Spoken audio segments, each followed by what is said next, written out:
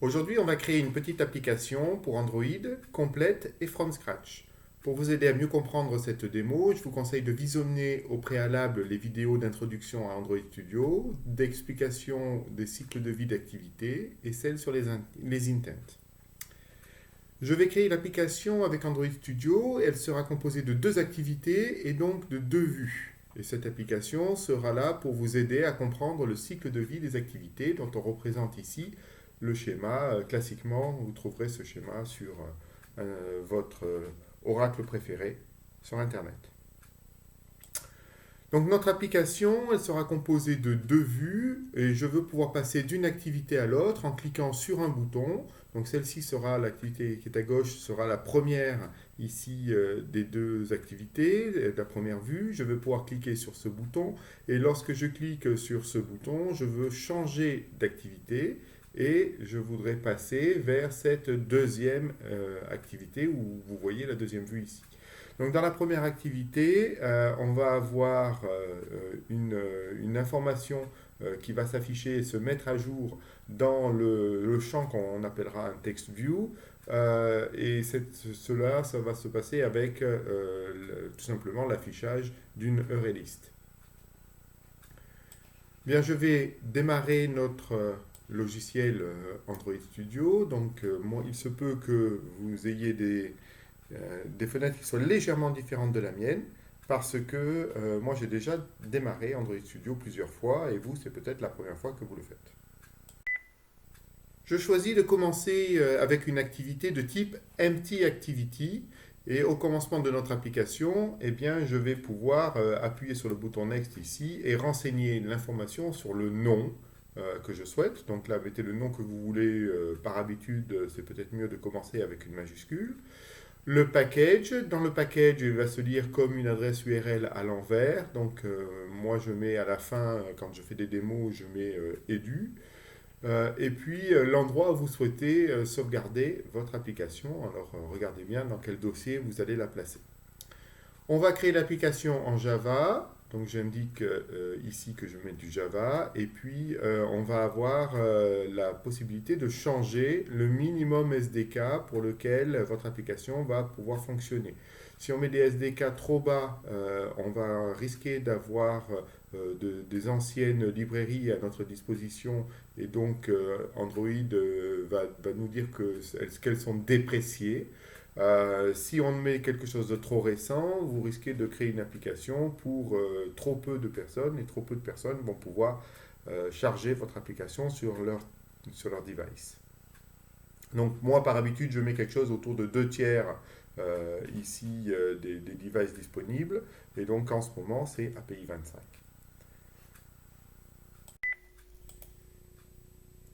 Voilà, donc une fois qu'Android Studio va préparer mes fichiers, là, il est en train de créer un certain nombre de dossiers et de fichiers.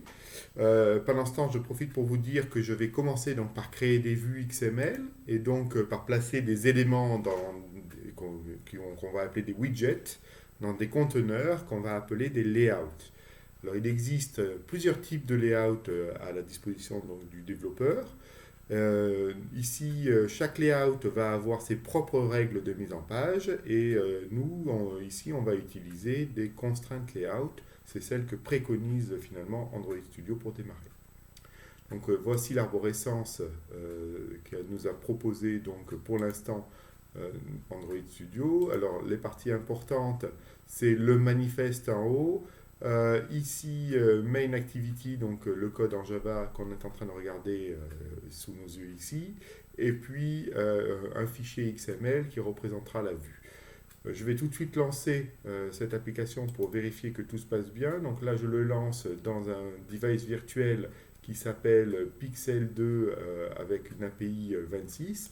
Si vous n'en avez pas depuis le menu Tool AVD Manager, il est possible de venir créer donc un device virtuel sur lequel vous allez pouvoir lancer votre application.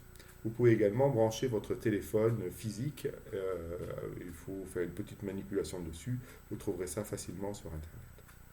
Bien, là, il a dû voilà, charger donc, ici notre notre application. Je vais me mettre comme ça pour qu'on puisse bien voir. Donc il a lancé sur un téléphone virtuel, on voit ici Hello World. Donc ça veut dire que tout s'est bien passé et tout fonctionne bien. Je vais pouvoir donc démarrer sur mes vues. Mes vues elles sont ici dans Activity Main. Dans Activity Main, je vais devoir agrandir un petit peu sinon j'y vois pas assez.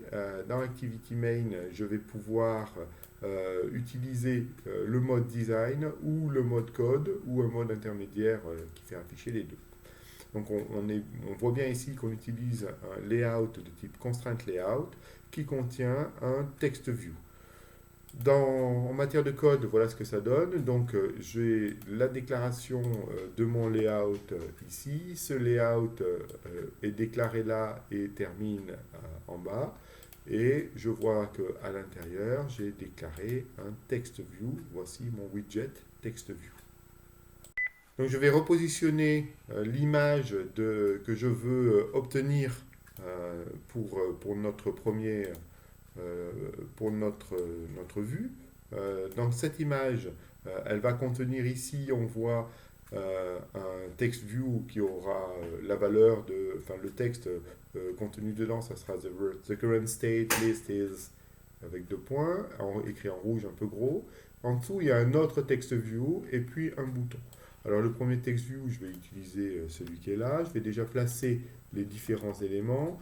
Donc je place un deuxième text view et puis je vais placer en dernier ici, je remplace text view par button et je vais ensuite donner les attributs qui vont m'intéresser pour ces éléments. Alors pour le premier text view, déjà je vais devoir lui donner un petit nom. Donc les noms, on les donne avec les attributs ID. Donc je donne un ID et celui-là, je vais l'appeler label current state. Voici.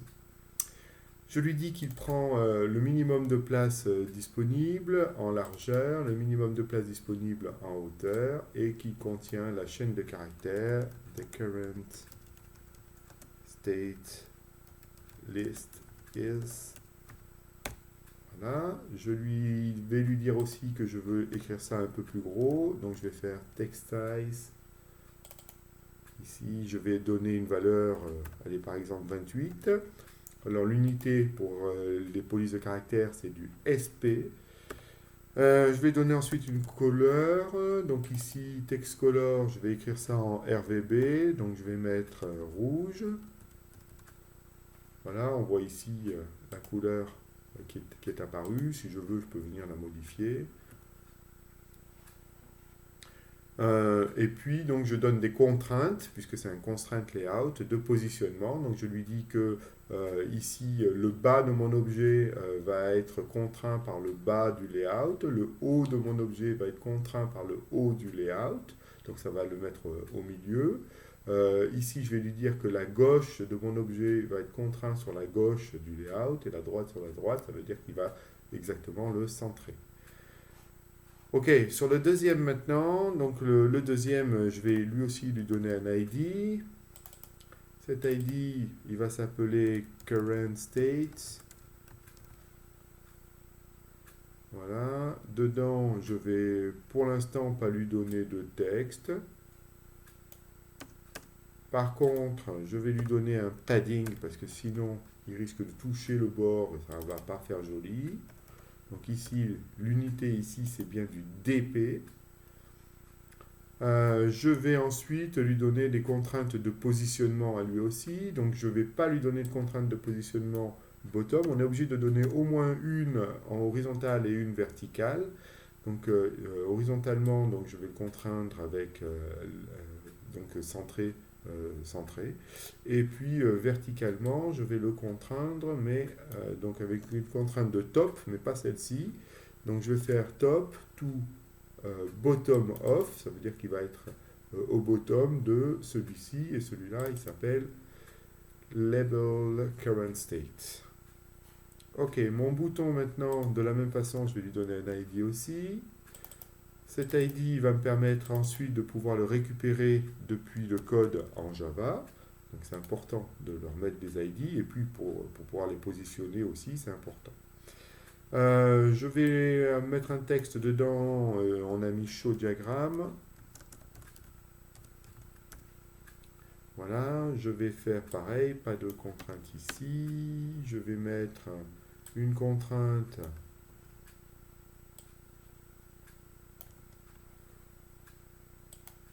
ici de positionnement. Qu'est-ce que j'ai fait? Oui, ici j'ai mis une majuscule, c'est pas bon. Voici. Bien, j'ai terminé de préparer ma vue. Je vais maintenant commencer à écrire la classe Activity, Main Activity. Donc la classe Main Activity, la première chose que je fais, c'est que je vérifie qu'elle étend bien au moins Activity ou ici une fille de Activity. Donc là, tout va bien. Je me place dans la méthode onCreate. Dans cette méthode onCreate, je vous rappelle que si vous avez vu les vidéos précédentes, ça sera la méthode qui est associée à l'événement, cette activité a été créée.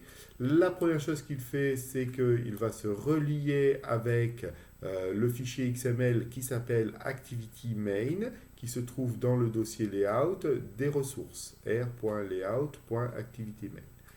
Ok, ici tout va bien, mais il ne m'a pas préparé d'autres méthodes que je veux pouvoir surcharger.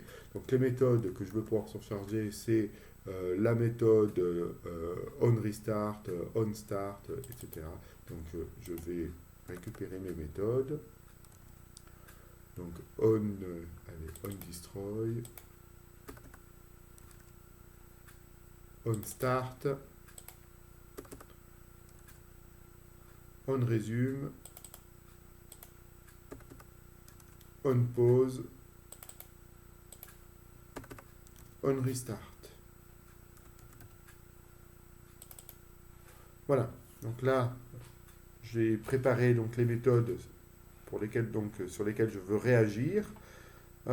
Et puis, donc, je souhaite créer un objet au sens Java de type TextView que je vais pouvoir venir manipuler. Donc, cet objet de TextView, je veux qu'il soit lisible dans toutes les méthodes qui sont là. Donc, je vais le mettre sous la forme d'un attribut ici. Et je vais l'appeler state TextView. OK.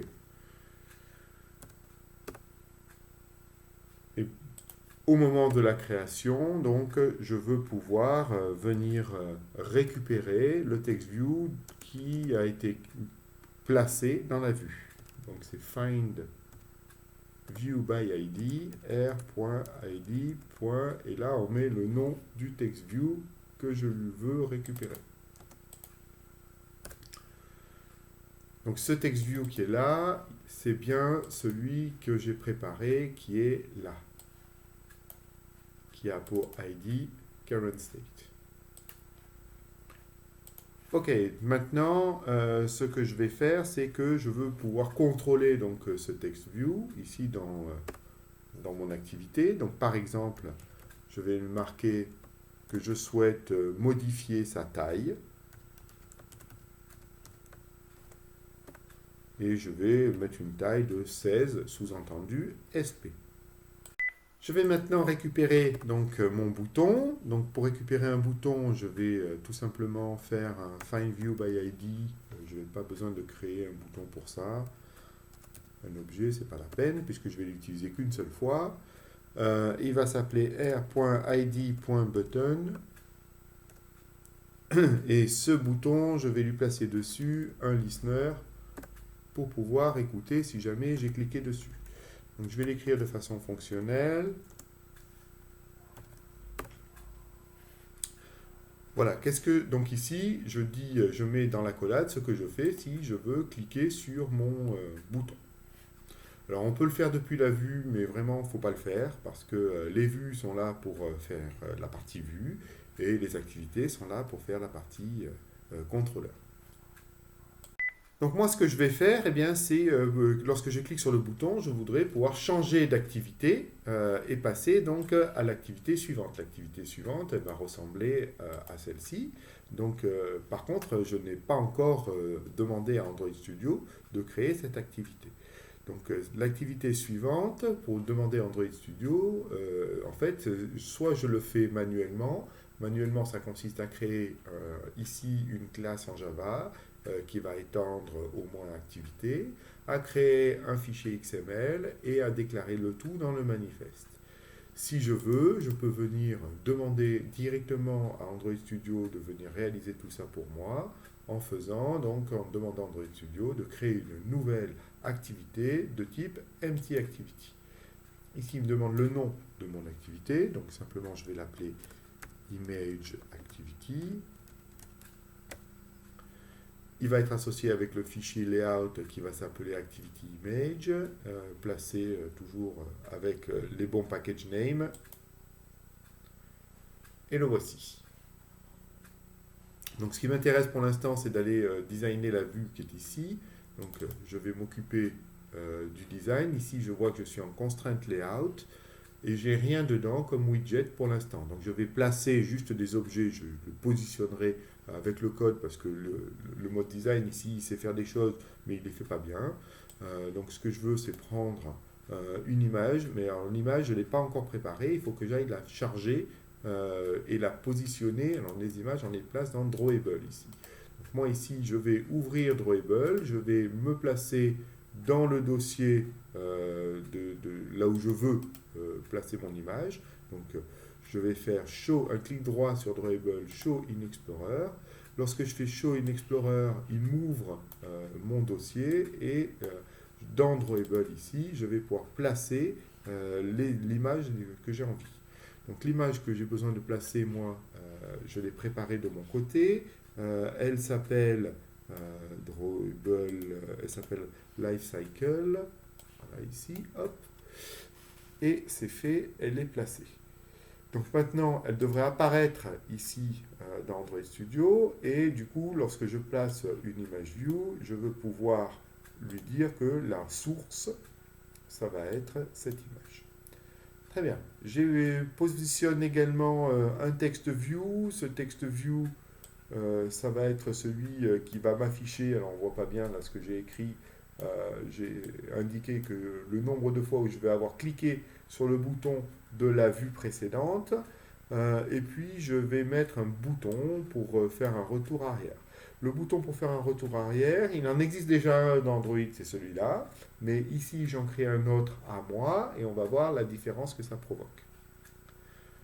Je me mets en mode code pour designer un petit peu tout ça et je vais m'occuper de positionner mes différents widgets. Donc celui-ci, il a appelé ImageView, wrap content, il me dit quelle est la source et maintenant il a besoin d'informations sur les contraintes. Alors je vais mettre une contrainte left. Alors contrainte left to left of parent, une contrainte right. Alors, right to right of parent.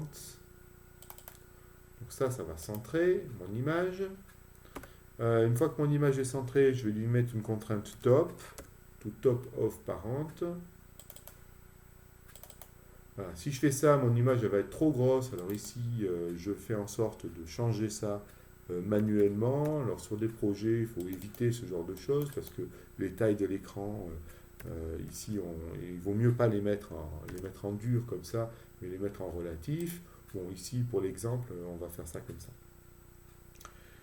Mon deuxième TextView, il a comme nom TextView. Bon, pour ce que je vais en faire, ça me suffit. Dedans, il contient un texte. De toute façon, je vais le changer en Java. Donc, je peux garder quand même, mais je le changerai.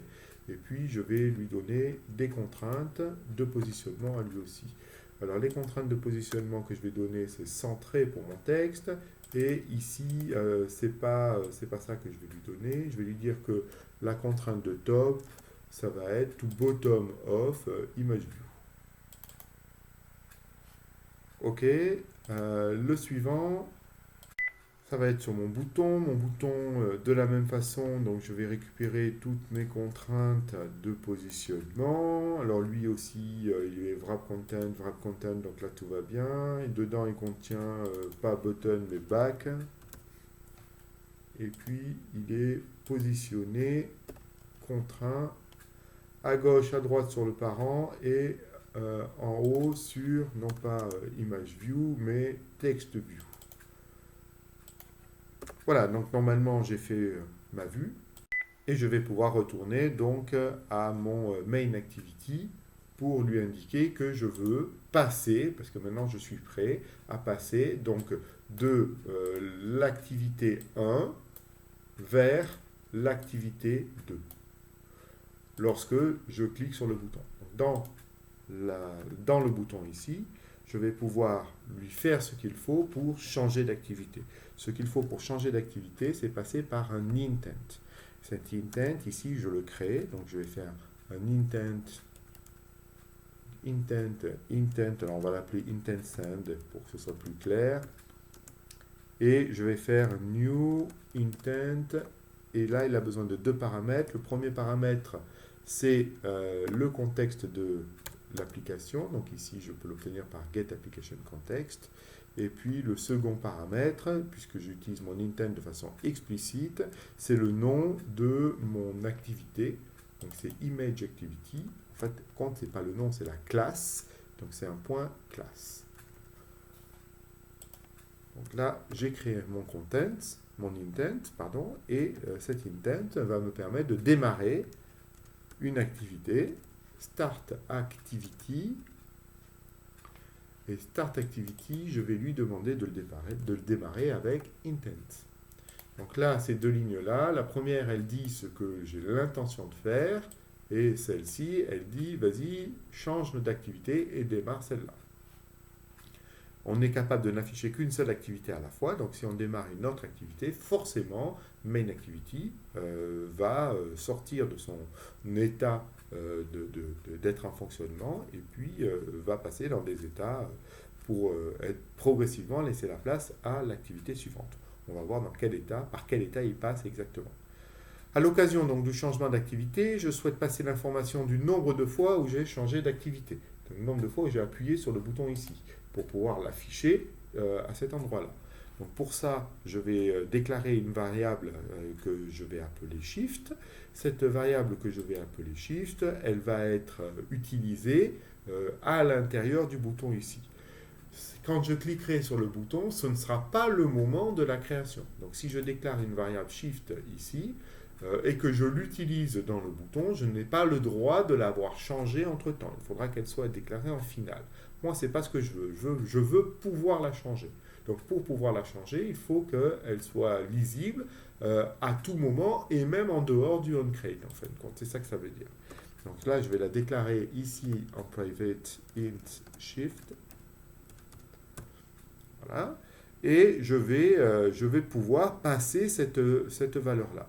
Pour pouvoir envoyer une valeur d'une activité à l'autre, il va falloir que j'utilise un mécanisme et ça va se passer dans les intents. Donc je vais donner à l'intent la valeur du shift, et puis c'est l'intent qui va transporter mon shift de cette activité vers la suivante. Pour pouvoir la donner à la suivante, il va lui falloir qu'il lui donne un nom à la valeur qu'il l'a transportée. Et donc ce mécanisme-là, ça va se passer par un nom sous la forme d'un string. Donc ce string, il doit être connu à la fois dans Main Activity et dans Image Activity. Et donc je vais créer en dehors, pour faire ça un peu proprement, en dehors de ces deux classes-là, une classe qui me servira uniquement à passer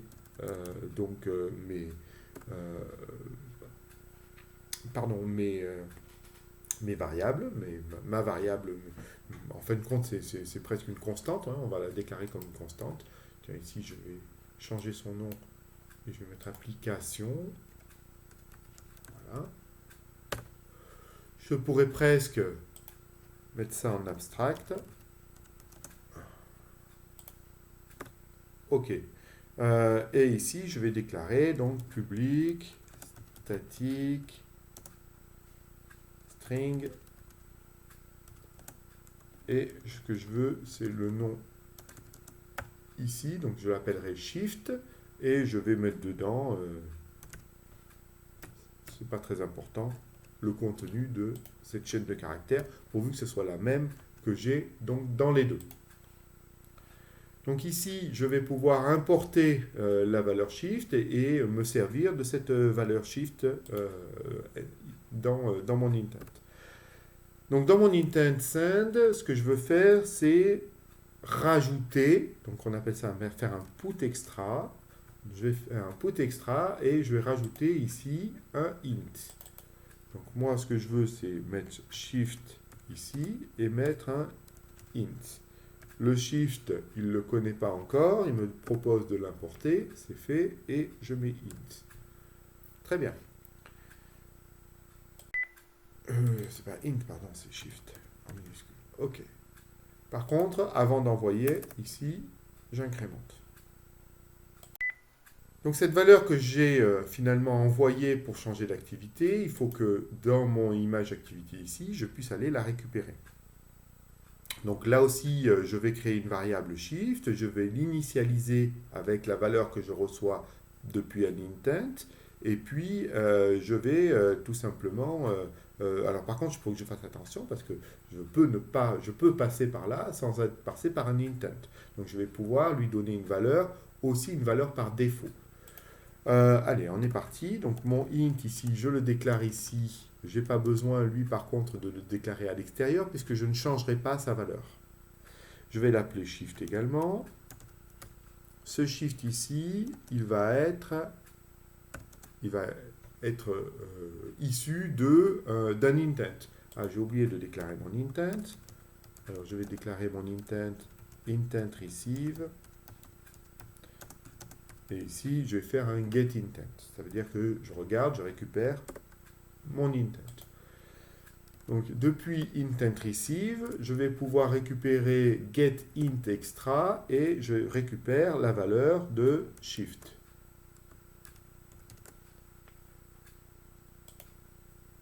Ce shift, il ne le connaît pas, ça y est, maintenant, il le connaît. Si jamais je n'ai pas reçu, il faut ici que je lui donne une valeur par défaut. Si mon intent ne contient pas la valeur de shift, il faut que je lui donne une valeur par défaut. Donc shift contiendra soit 0, soit la valeur que je lui ai transmise. Et maintenant, je vais pouvoir là aussi rattraper ce bouton et faire, donc je vais faire un affichage ici current number activity, puis préparer un listener pour pouvoir l'afficher ici. Donc d'abord, je vais l'afficher. Pour l'afficher, je vais récupérer, je vais le caster pour être sûr qu'il est bien en text view. Donc je récupère sous la forme d'un text view find view by id r.id.textView. Ça, c'est bien mon text view. Dedans, je peux lui faire maintenant un set text et j'ai décidé d'écrire dessus current number activity shift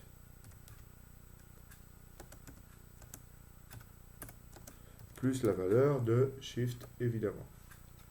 Voilà, donc là c'est prêt pour l'affichage. Maintenant, de la même façon, je vais récupérer un button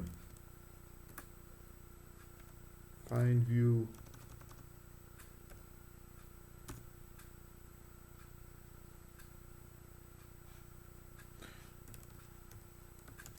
by id r.id.button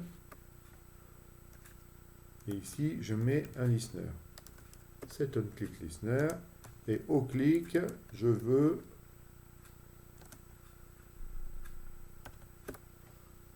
voilà. Alors qu'est-ce que je veux qu'il fasse cette fois-ci quand je clique? Ce que je veux qu'il fasse quand je clique, c'est venir récupérer un intent pour pouvoir à nouveau la changer d'activité et renvoyer la valeur que j'avais reçue et que je ne modifie pas de shift. Alors on va faire ça. Tiens, là il me dit que c'était pas la peine de caster ici. Donc là j'enlève le cast. Donc je prépare un intent. Alors intent send égale new intent get application context et je veux aller dans main activity.class.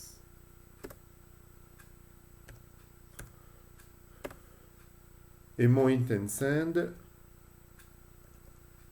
je vais lui rajouter dedans, comme extra, un int. Alors, vous voyez qu'on a le droit de rajouter tout ça en extra. C'est-à-dire que j'ai le droit de rajouter en extra des bytes, des chars, des longs, des floats. Je peux rajouter tous ces objets. Mais en fin de compte, ce ne sont pas des objets, si on regarde. C'est des classes, c'est des types primitifs du Java. Ce n'est pas des objets. Pour les objets, ça sera plus compliqué. On va en parler tout à l'heure. Donc ici, je vais faire un put extra. Et je vais mettre shift. Et je vais mettre shift.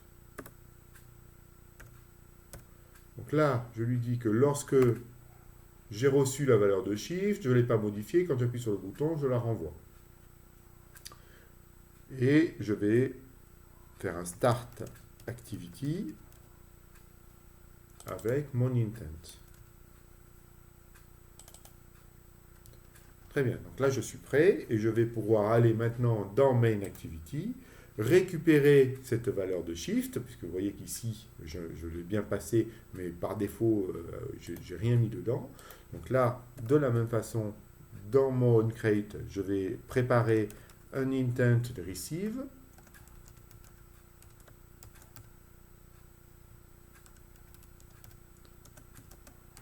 Get intents.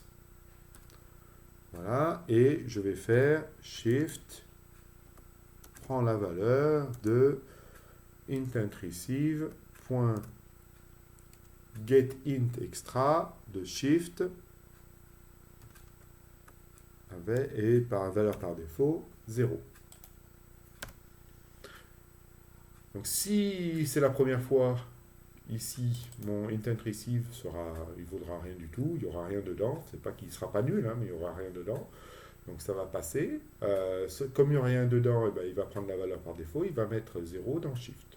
Et les autres fois, quand j'aurai appuyé sur le bouton back, à ce moment-là, il prendra la valeur que je lui ai donnée dans mon intent. Et je peux à présent donc m'occuper de la partie ici de l'ArrayList que je veux placer maintenant dedans.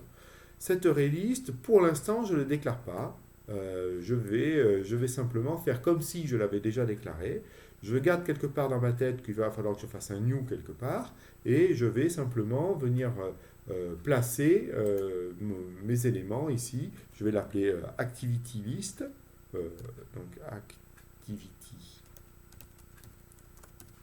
ActivityList, ça sera le nom de mon ArrayList. Et dedans, ici, je vais lui dire que je suis dans le onCreate.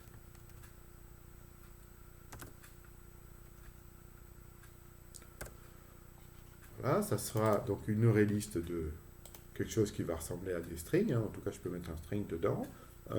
Et puis, je vais pouvoir faire en plus de ça, par exemple, un log si je veux l'afficher sur le log4 ici, ce qui parfois est bien pratique.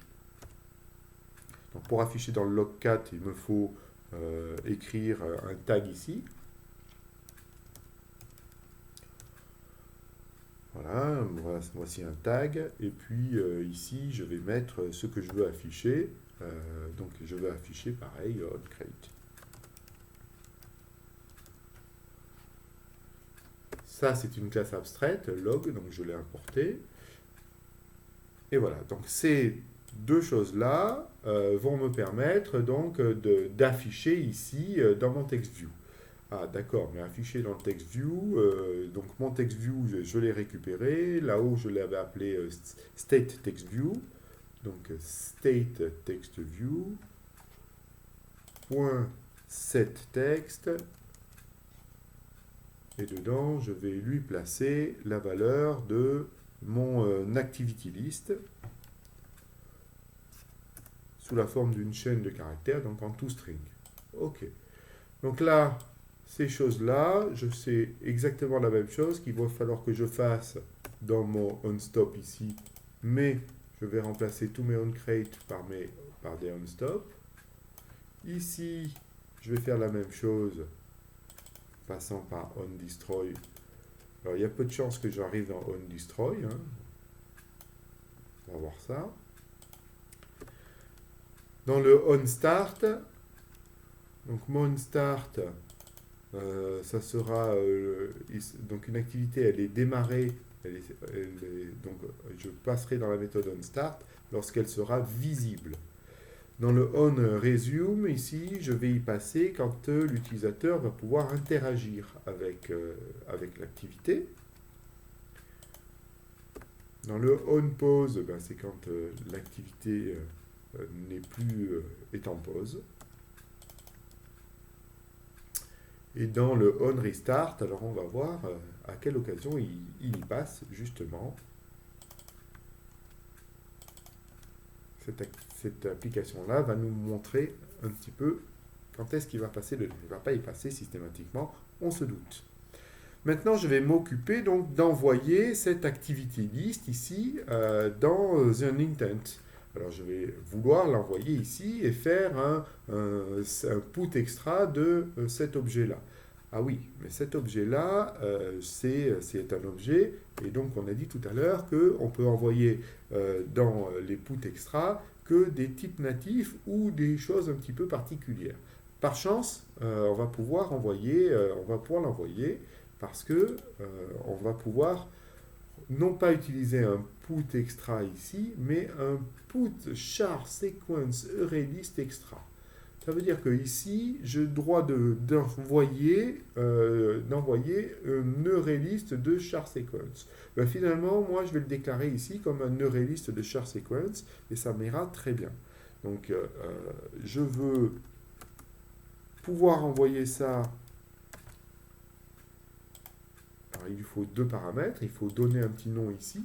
Donc, le nom, comme j'avais donné un nom ici à ma classe application, je vais pouvoir donner le nom de list ici.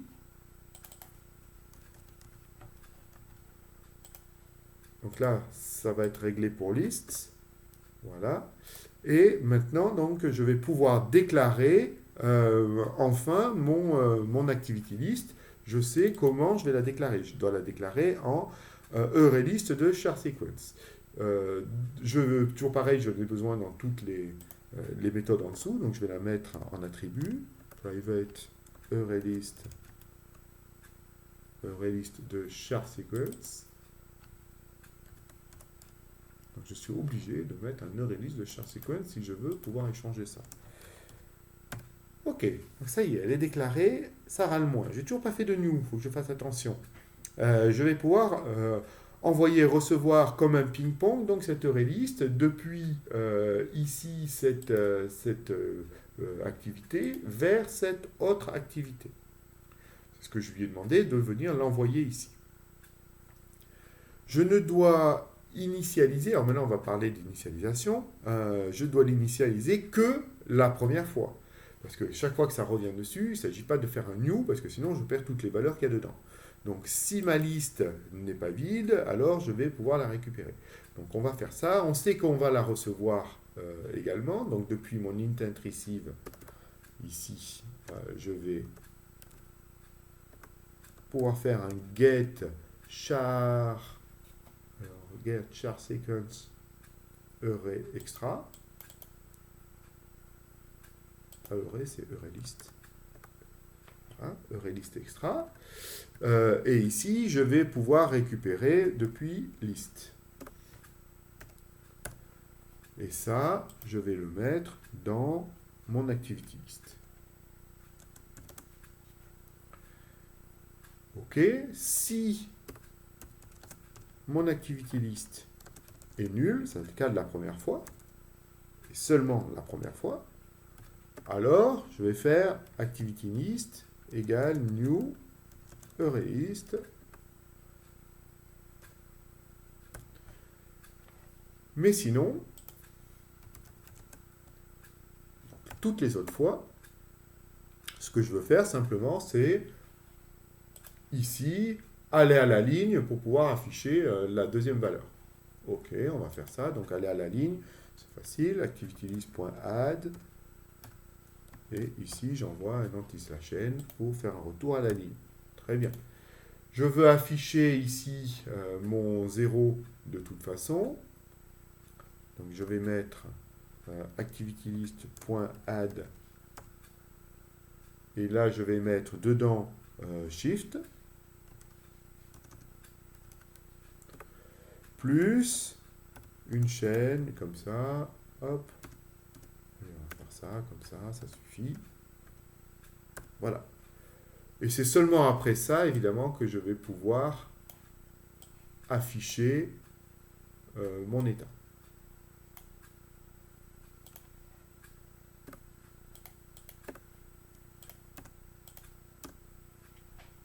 Bien. On va s'occuper maintenant de recevoir cette valeur dans ImageActivity. Dans ImageActivity, je dois déclarer ActivityList aussi. Et puis, comme ArrayList de charSequence, et je vais pouvoir initialiser cette valeur. Donc, je vais faire un ArrayList de charSequence.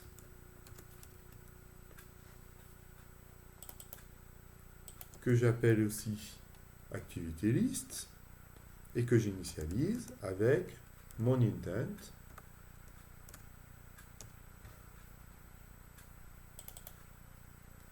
Et dedans, je vais lui passer list.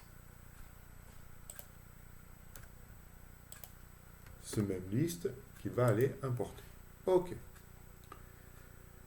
Et je peux alors l'en renvoyer. Donc, il me sert juste à rien d'autre que pouvoir le renvoyer. Donc, ici, il faut qu'il soit un final.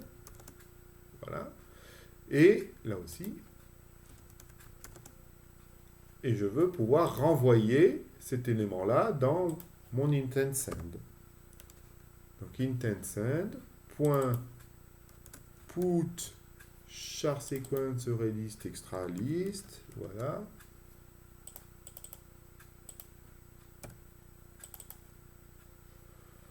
Et ah oui, je ne vais pas le préciser, c'est ActivityList évidemment que je veux envoyer. OK. Bon, ben donc normalement tout ça, ça doit marcher. On va contrôler un petit peu. Alors, je vais commencer par contrôler l'ensemble de mon programme. Donc ici, je vois pas de problème. Ils sont bien tous reliés. Tout va bien. Ici, il n'y a pas de problème là. Donc lui, il est relié. Lui, ah, au bouton 2 là. D'ailleurs, ça devrait poser un problème. Non, c'est bon. On va vérifier dans Image Activity. Oui, il appelle bien bouton. OK, donc là, ça devrait être bon. Et Main Activity. OK, ça devrait être bon. Bon, alors je vais l'essayer. Je vais envoyer donc le programme sur mon terminal, sur mon device. Et puis, je vais voir que si tout se passe bien. Donc là, il vient de l'installer. Où est-ce qu'il est, il est là. Oula, j'ai l'impression que ça ne s'est pas bien passé. Est-ce que c'est vrai que ça ne s'est pas bien passé? Si, c'est bon. Ah, voilà. Hop, si, ça marche. Voilà, tout va bien. Donc là, quand j'appuie dessus, je vois par tous les étapes par lesquels je suis passé. Donc, au départ, j'étais dans OnCreate, puis OnStart et OnResume. J'ai changé d'activité. Quand je suis revenu, donc j'ai cliqué une fois sur le bouton, je suis dans OnCreate, OnStart, OnResume. Quand j'appuie sur le bouton, alors regardez ici, ce qui va se passer, c'est qu'il va afficher quelque chose et puis ça va disparaître. Vous voyez, OnPause. Donc il est passé dans le OnPause. Vous voyez, on l'a vu ici, il est passé dans OnPause. Et puis ça a disparu. Pourquoi ça a disparu? Parce que ensuite il arrive ici et c'est plus visible. Donc, il n'est plus visible. Il n'a pas eu le temps encore de mettre à jour sa valeur pour pouvoir l'envoyer avec le bouton.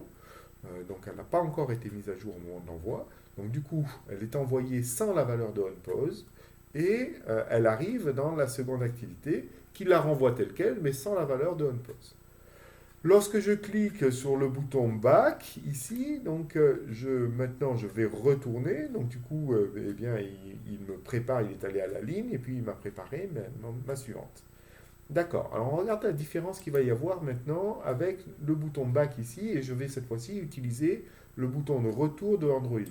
Donc, quand j'utilise le bouton de retour d'Android, au lieu d'arrêter l'activité précédente, ce qu'il a fait, c'est qu'il l'a mise en pause, il l'a mise en stop, mais cette fois-ci, il est passé par le côté ici, le côté droit. Alors on va rafficher le cycle de vie pour que ce soit clair.